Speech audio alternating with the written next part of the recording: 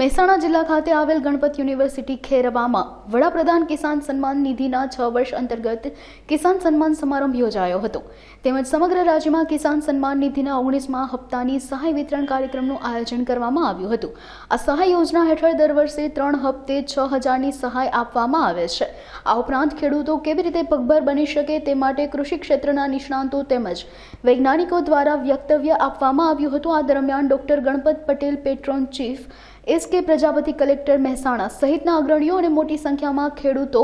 ઉપસ્થિત રહ્યા હતા। મને પાક સંગ્રહ સ્ટ્રક્ચર બનાવવા માટે 1 લાખ રૂપિયાનો લાભ મળેલો છે અને આજે માનનીય પ્રધાનમંત્રી કિસાન સન્માન નિધિના જે હપ્તા આવે છે એનો 19મો હપ્તો આજે અમારા ખાતામાં જે જમા થવાનો છે એના માટે હું નરેન્દ્રભાઈ મોદીનો ખૂબ ખૂબ આભાર માનું। આ સિવાય મને વોટર વર્કર્સ જે બનાવ્યો બોર એના પંપ સેટ માટે પણ મને લાભ મળેલો છે, એનો પાણીનો ટાંકો બનાવ્યો એના માટે પણ લાભ મળેલો છે, તાર ફેન્સિંગની વાડ બનાવવા માટે પણ મને લાભ મળેલો છે અને અંડરગ્રાઉન્ડ પાણીની પાઇપલાઇન બનાવવા માટેનો પણ મને લાભ મળેલો છે। મને પાક સંગ્રહ સ્ટ્રક્ચર બનાવવા માટે 1 લાખ રૂપિયાની સહાય મળેલી। સરકારની વિવિધ યોજનાઓ જે છે એ સારી છે, ખેડૂતો માટે લાભદાયક છે અને દરેક ખેડૂતોએ આ ખેડૂત પોર્ટલ ઉપર જોઈ અને જેટલી પણ ખેડૂતોની સહાય મળે છે એ સહાય લેવી જોઈએ અને એમને ખેતી માટે પ્રાધાન્ય મળી રહે। ખાસ કરીને તો મારે કહેવું છે કે જે ખેડૂતો પ્રાકૃતિક ખેતી કરે છે એના માટે ગુજરાત સરકારે 400 કરોડ રૂપિયા જેટલી માતબર રકમ પ્રાકૃતિક ખેતી માટે ફાળવી આપી છે। આજે સમગ્ર દેશમાં પ્રધાનમંત્રી કૃષિ સન્માન નિધિ યોજના હેઠળ માનનીય વડાપ્રધાન શ્રી નરેન્દ્રભાઈ મોદી સાહેબ દ્વારા 19મો હપ્તો જે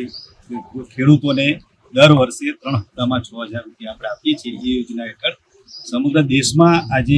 ખેડૂતોને આ લાભ આપવા માટેના કાર્યક્રમ યોજાઈ રહ્યા છે। એના પરિપ્રેક્ષ્યમાં આપણા ગુજરાત રાજ્યમાં પણ માનનીય મુખ્યમંત્રી શ્રી ભૂપેન્દ્રભાઈ પટેલ સાહેબની અધ્યક્ષતામાં ગાંધીનગર ખાતે અને એ જ રીતે સમાંતર લેવલે દરેક જિલ્લામાં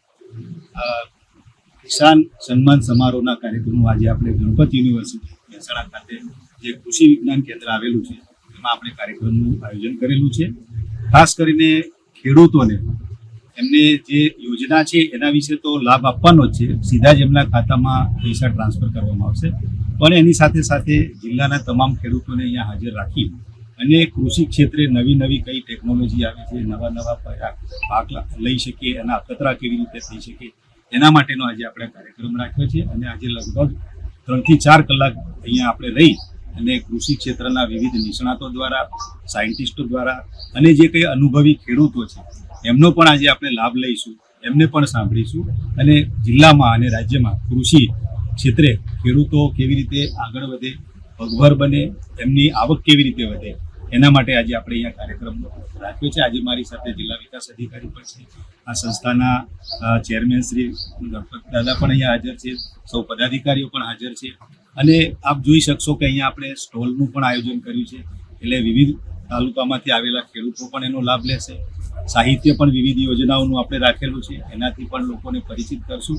આ એક આજના દિવસનો તો એક ટોકન કાર્યક્રમ છે, પણ આ પ્રક્રિયા સતત ચાલતી રહેશે।